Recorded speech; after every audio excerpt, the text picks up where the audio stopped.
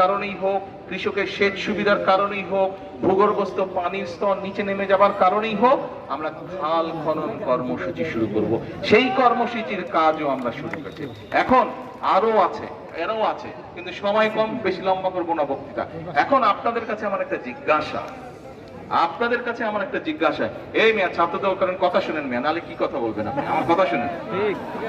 এই যে যেই কাজগুলো বললাম এতক্ষণ, আপনাদের সামনে যেই পরিকল্পনাগুলো বললাম, এখন ভাই আমার কন্ত মনোযোগ দিয়ে শুনছেন আমার কথা?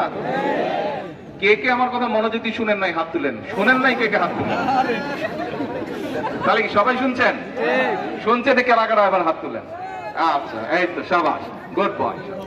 এখন আমাকে বলেন, এই যে যেই কাজগুলো আমরা করতে চাইছি, যেই কাজগুলোর কাজ শুরু করে দিয়েছি আমরা, এই আপনাদের নির্বাচিত সরকার, বিএনপি সরকার যেই প্রতিশ্রুতি দিয়েছিলাম, আমরা প্রতিশ্রুতি মোতাবেক কাজ শুরু করেছি।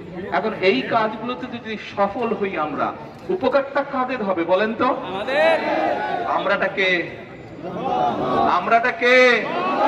হ্যাঁ, জনগণ। কোন জনগণ? সারা দেশের জনগণ, বিশেষ করে যারা ডিস্ট্রিক্ট টাউনে থাকে, গ্রামে থাকে, গঞ্জে থাকে, এই মানুষগুলোর উপকার হবে, এলাকার মানুষের উপকার হবে।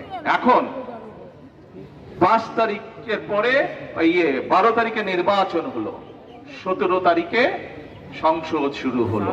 17 তারিখে না, 17 তারিখ